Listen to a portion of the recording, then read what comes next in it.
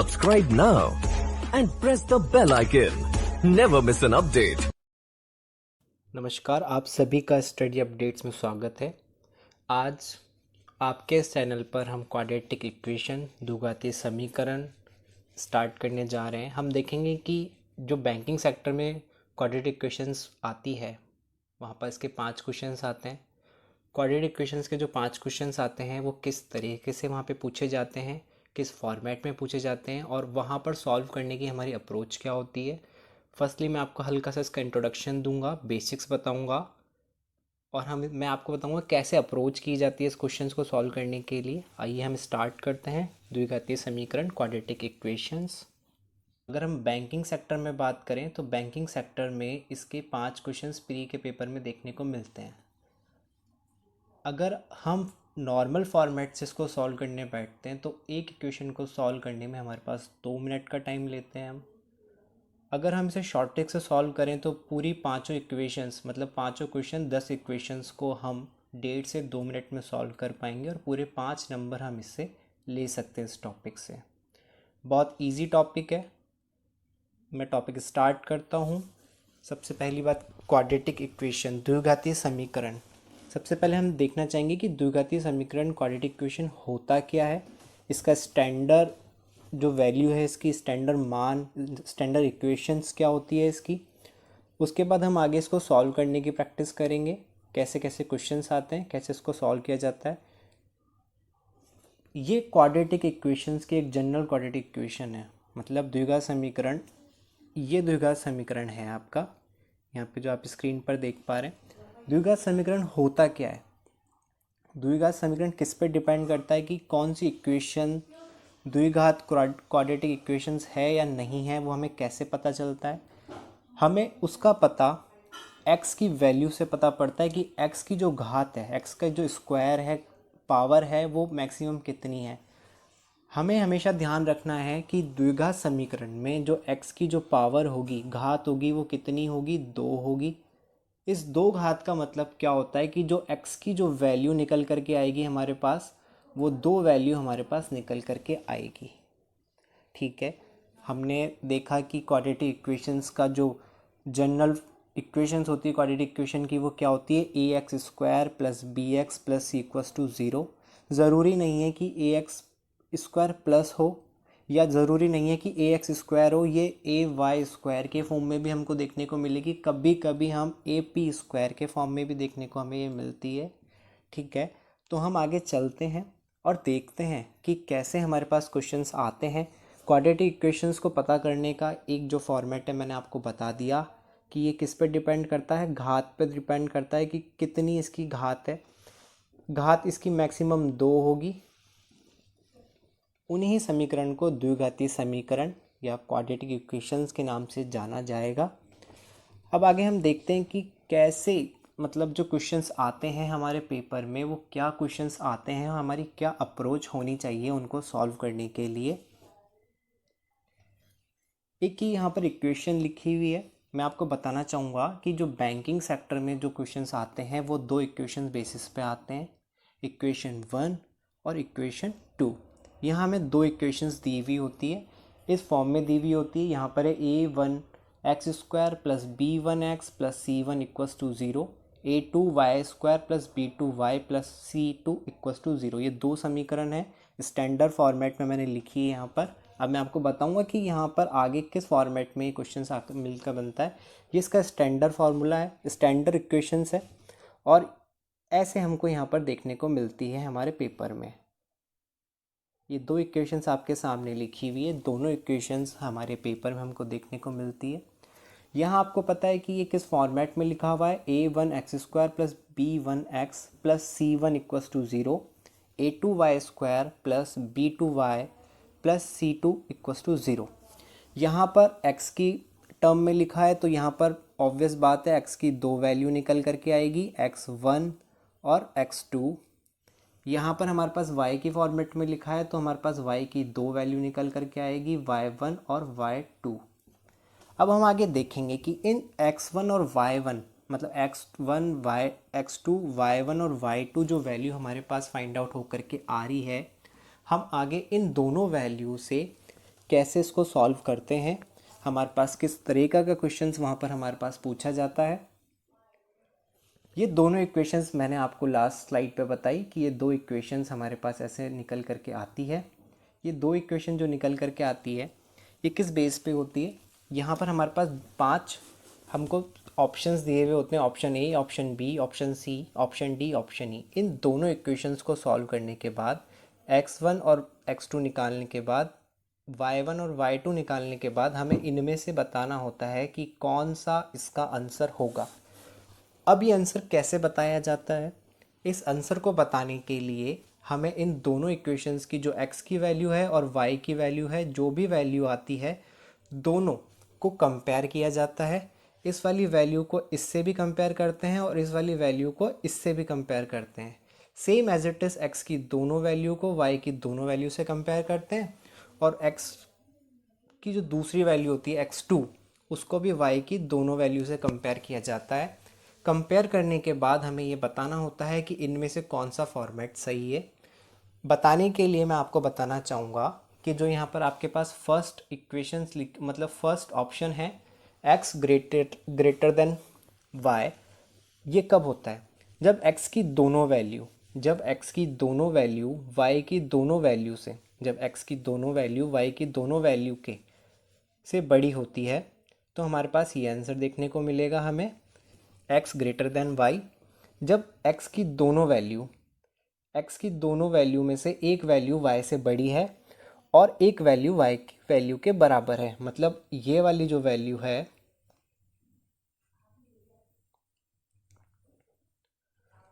x की जो ये वाली वैल्यू है वो y की इस वैल्यू से तो बड़ी है, लेकिन x की ये वाली वैल्यू मतलब ये वाली वैल्यू इन दोनों वैल्यू से तो बड़ी है, लेकिन ये वाली जो वैल्यू इन दोनों में से किसी एक के बराबर है, तब हमें ये वाला आंसर देखने को मिलेगा।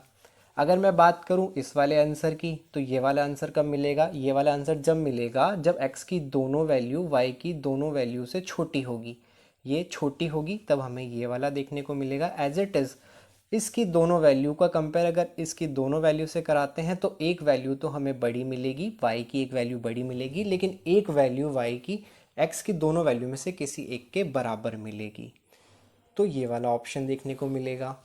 अब बात करते हैं इस वाले ऑप्शंस की। मैक्सिमम स्टूडेंट्स मतलब हम लोग मैक्सिमम जितने लोग हैं हम लोग ज़्यादा कन्फ्यूज़न अगर किसी चीज़ में क्रिएट होता है तो वो इस वाले इक्वेशन में होता है कि कब x की वैल्यू y के बराबर है या c एंड d है। ये दोनों अलग अलग मान होते हैं लेकिन हमारे एक साथ पूछे जाते हैं। कभी अगर आप डिस्क्रिप्टिव पेपर में अगर आपसे कोई जनरल नॉलेज के लिए पूछ ले किसी इक्वेशंस को कि फाइंड आउट कीजिए कि x बराबर है या c एंड d मतलब कैन नॉट बी डिटरमाइंड, ठीक है, संबंध स्थापित नहीं किया जा सकता, हिंदी में हम इसे ये बोलते हैं।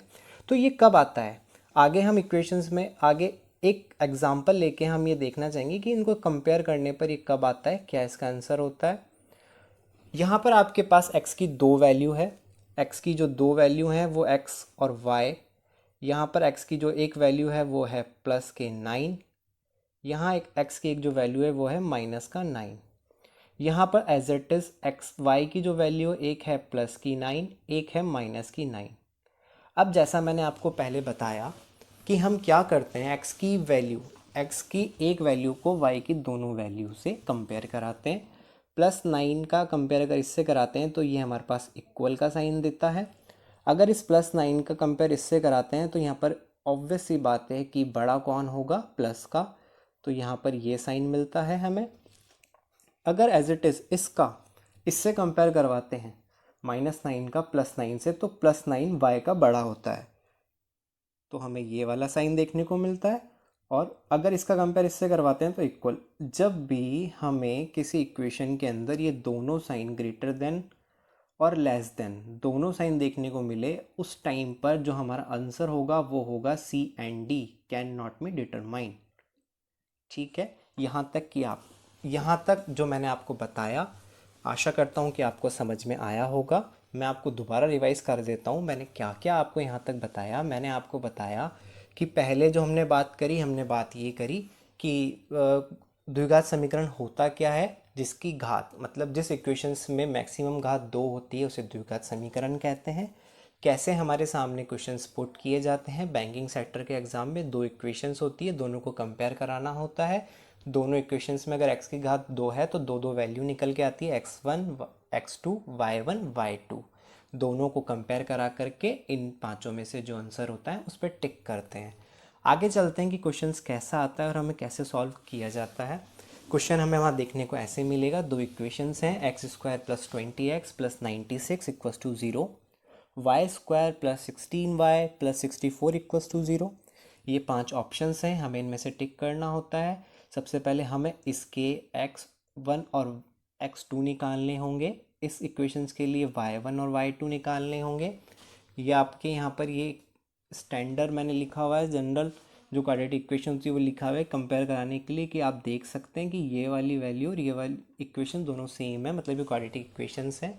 इसके लिए हम क्या करें, x की 2 वैल्यू निकालेंगे और y की भी 2 वैल्यू निकालेंगे। ये टॉपिक आपने 9th क्लास और 10th क्लास में ज़रूर पढ़ा होगा। उस टाइम पर हम इसको कैसे सॉल्व करते थे एक बार मैं आपको बताना चाहूँगा, मैं दिखाना चाहूँगा कि इन इक्वेशंस को हम कैसे सॉल्व करते थे।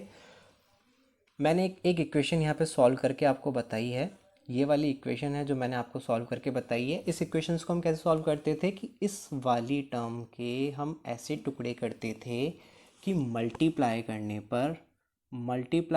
पर तो क्या आना चाहिए, मल्टीप्लाई करने पर आना चाहिए 96, और जोड़ने या घटाने पर हमारे पास क्या आना चाहिए, 20 आना चाहिए। हम ये स्कूल फॉर्मेट देख लेते हैं एक बार, कैसे करते थे इसको सॉल्व। हमने इस 20 के 12 + 8 यहाँ पे टुकड़े करे, फिर यहाँ पर इसको इस फॉर्म के अंदर खोलते थे, फिर यहाँ पर इसके दो हम पेयर बनाते थे, एक पेयर ये बनता था, एक पेयर ये बनता था। इन दोनों पेयर में से x कॉमन लेते थे, x + 12 आ जाता था, यहाँ से 8 कॉमन लेते थे, x + 12 आ जाता था। फिर ये दो इक्वेशंस एक बार लिखी हुई हैं साथ में, तो हम इसको एक सिंगल में लिख लेते थे और जो बाकी बची हुई उसको लिख लेते थे। तो ऐसे हम इसके रूट्स निकालते थे। x के दो रूट्स निकल कर के आए, -8 -12। लेकिन इस प्रोसेस को करने में हमारे पास जो टाइम कंज्यूम होगा वो मिनिमम टू मिनिमम 1 से 1.5 मिनट का टाइम कंज्यूम होगा एक इक्वेशन को सॉल्व करने के लिए। पेपर में हमारे पास 5 क्वेश्चंस 10 इक्वेशंस पूछी जाती है। अगर हम इस फॉर्मेट से जाते हैं तो कम से कम 10 से 12 मिनट हम इन पाँचों क्वेश्चंस को सॉल्व करने में इस फॉर्मेट से लगाते हैं। लेकिन जब हम अब यहाँ पर देखेंगे शॉर्ट ट्रिक से इसको कैसे सॉल्व किया सकता है। इन पाँचों क्वेश्चन को, 10 इक्वेशंस को हम मैक्सिमम टू मैक्सिमम 1.5 से 2 मिनट के अंदर सॉल्व करना आपको बताएंगे। आगे देखते हैं इसको सॉल्व कैसे करते हैं, लेकिन उसके लिए कुछ बेसिक्स हैं जो आपको पहले मैं बताना चाहूँगा। क्या बेसिक्स हैं इसके मैं आपको बता देता हूँ। देखिए यहाँ पर मैंने 4 इक्वेशंस लिखी हैं।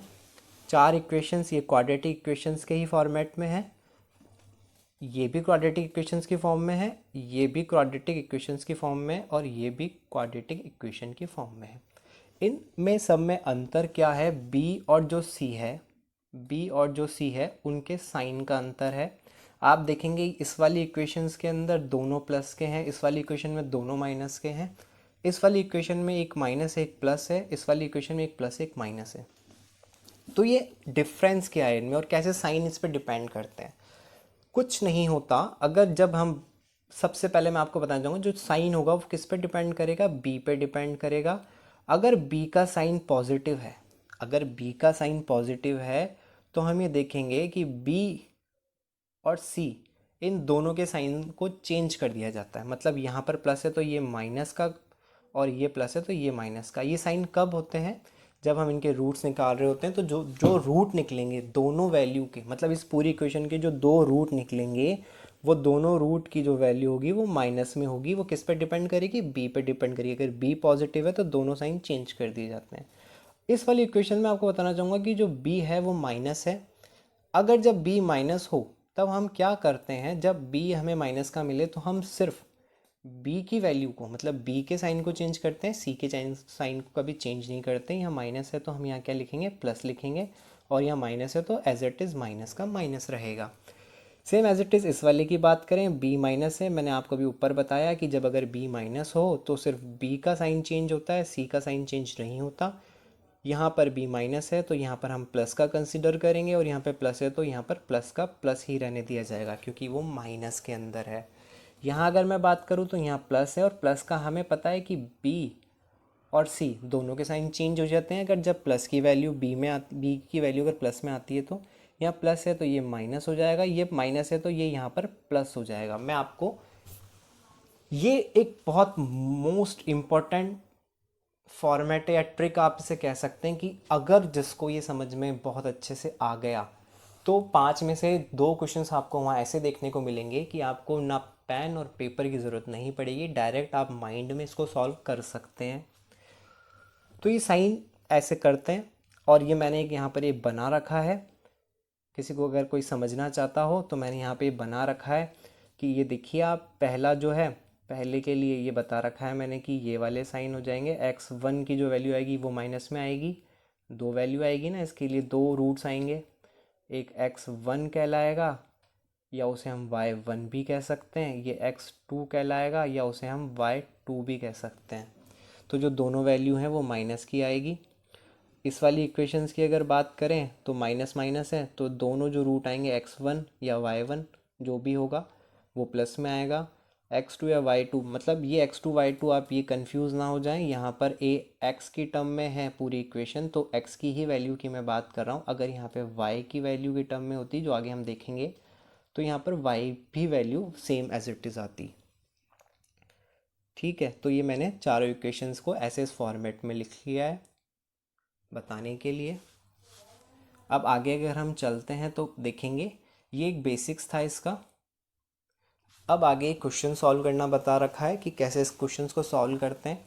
देखिए, हम सबसे पहले क्वेश्चंस को सॉल्व करने से पहले हमको एक चीज़ ध्यान में रखनी है कि हमें सबसे पहले बी पे डिपेंड होना है कि बी पॉजिटिव है या बी नेगेटिव है। अगर पॉजिटिव है तो दोनों साइन चेंज होते हैं, बी भी चेंज होगा और सी भी चेंज होगा। अगर बी नेगेटिव है तो सिर्फ बी चेंज होगा, सी चेंज नहीं होगा। ठीक है, देखते हैं। अब यहाँ पर इस इक्वेशंस में 20 प्लस का है, मतलब जो b की वैल्यू है वो पॉजिटिव है, तो हमें पता पड़ गया कि पॉजिटिव है तो दोनों वैल्यू x की जो दोनों वैल्यू है वो क्या होगी, दोनों वैल्यू माइनस में आएगी।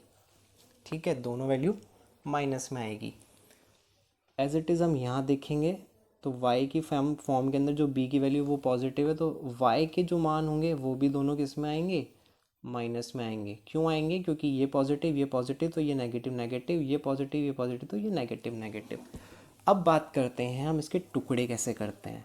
टुकड़े करने के लिए हमें टेबल पे कमांड होनी बहुत ज़रूरी है, स्क्वायर्स हमें याद होने चाहिए। टेबल मिनिमम टू मिनिमम 30 तक, हम अगर बैंक का पेपर देने जा रहे हैं तो हमें टेबल 30 तक बहुत अच्छे से याद होना बहुत ज़रूरी है।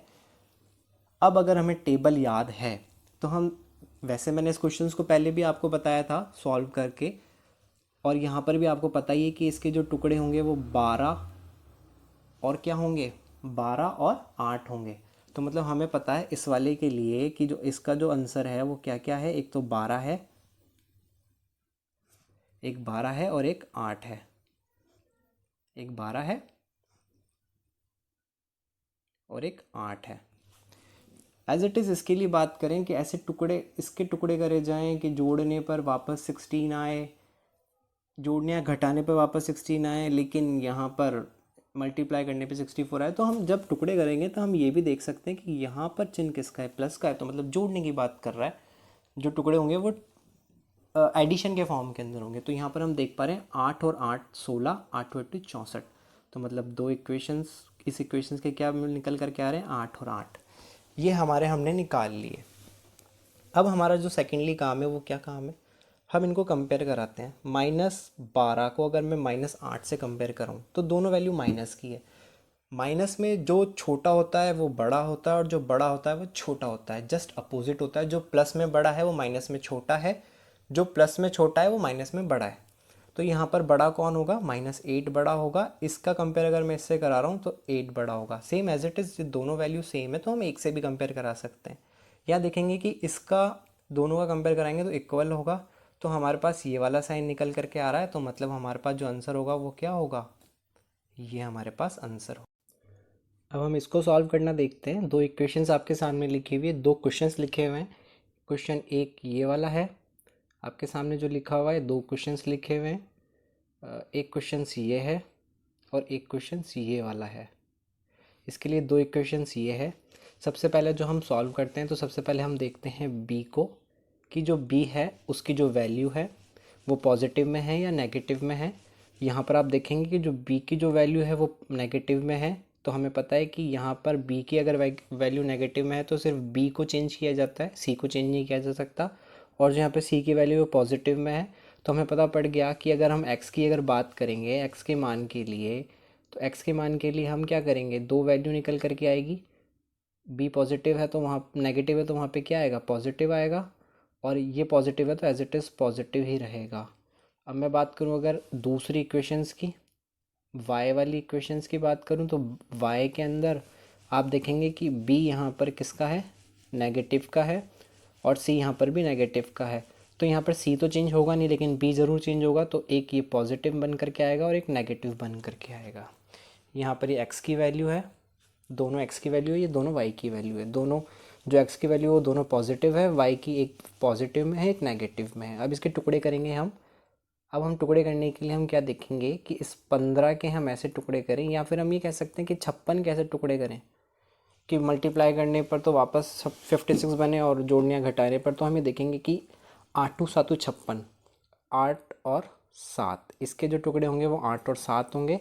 और नीचे वाली जो इक्वेशंस है y² - 4y - 5, इसके जो टुकड़े होंगे वो होंगे आपके पास 5 एकम 5, जिसमें से एक होगा पॉजिटिव का और एक होगा नेगेटिव का, मतलब 5 और 1। अब अगर आप इसको देखें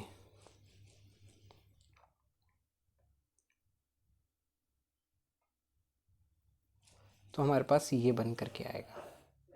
अब इनको हमको दोनों को कंपेयर करना है।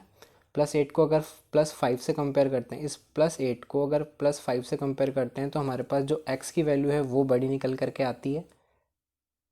इस +8 को -1 से कंपेयर करते हैं, इस +8 को -1 से कंपेयर करते हैं तो भी हमारे पास यही साइन निकल करके आता है। इस +7 को +5 से कंपेयर करते हैं तो भी हमारे पास यही साइन आएगा। +7 को -1 से कंपेयर करेंगे तो भी हमारे पास यही साइन आएगा। तो हमारे पास जो आंसर आएगा वो क्या आएगा, x > y। इस वाली इक्वेशन के लिए जो आंसर है वो x > y है। सेम एज इट इज़ हम अगर बात करें दूसरे क्वेश्चंस को सॉल्व करने की, दूसरे क्वेश्चन में भी दो वैल्यू है। सबसे पहले हम b की वैल्यू देखेंगे, यहाँ पर b पॉजिटिव है और c भी पॉजिटिव है, तो मतलब हमको यहाँ पे दोनों के साइन चेंज करने होंगे। x के लिए जब हम रूट निकालेंगे तो यहाँ पर दोनों जो रूट होंगे वो माइनस और माइनस में होंगे। सेम एज इट इज़ अगर इसकी बात करें y के रूट निकालते समय, तो यहाँ पर y के रूट निकालते समय हम देखेंगे कि जो b की वैल्यू पॉजिटिव है और c की वैल्यू पॉजिटिव है। तो जब अगर पॉजिटिव b की वैल्यू होती है तो दोनों साइन चेंज हो जाते हैं, ये माइनस हो जाएगा क्योंकि ये प्लस है और ये भी प्लस है, तो ये किसका हो जाएगा, माइनस का हो जाएगा। अब हम इसके रूट्स निकालते हैं। 6 के ऐसे टुकड़े करें कि मल्टीप्लाई करने पर 9 आए, जोड़ने या घटाने पर वापस 6 आए। तो हम इसके टुकड़े ऐसे करेंगे, 3 और 3 6, 3 3 9, 3 और 3 6 और 3 3 9। इसके टुकड़े अगर हम करेंगे तो हम यहाँ देखेंगे कि 2 दूनी 4, 2 और 2 4, 2 और 2 4, 2 दूनी 4। दोनों को कंपेयर करेंगे, अगर हम दोनों वैल्यू सेम है तो हम एक किसी भी एक का कंपेयर कर सकते हैं। तो -3 का -2 से कंपेयर करेंगे तो ऑब्वियस बात है जो प्लस में जो वैल्यू बड़ी होती है अगर माइनस में पूछी जाए तो वो वैल्यू छोटी हो जाती है। यहाँ पर अगर हम प्लस की बात करते अगर +3 होता और यहाँ पर +2 होता तो वैल्यू ये वाली बड़ी होती, लेकिन यहाँ पे साइन चेंज है, ये माइनस की है और ये भी माइनस की है, तो यहाँ पर ये माइनस का होने के कारण बड़ी है तो ये छोटी हो जाती है। तो माइनस की जो वैल्यू छोटी होती है वो बड़ी कहलाती है। तो कौन सी बड़ी हुई, ये वाली वैल्यू बड़ी हुई।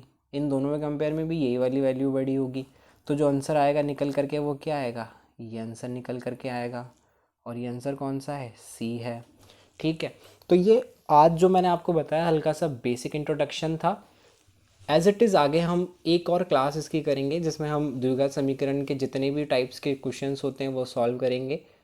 2 क्लास के अंदर आपका मैं क्वाड्रेटिक इक्वेशंस कंप्लीट करा दूंगा। तो आगे के क्वेश्चंस हम इसी बेसिस के ऊपर जो हमने बेसिक सीखा है इसके ऊपर करेंगे कुछ क्वेश्चन सॉल्यूशन। फिर उसके बाद जो टाइप सेकंड के क्वेश्चंस आते हैं वो मैं आपको सॉल्व कराऊंगा। जितने भी टाइप्स हैं मैं अगली क्लास के अंदर आपको कंप्लीट करा दूंगा। थैंक यू मेरे साथ बने रहने के लिए। Thank you so much.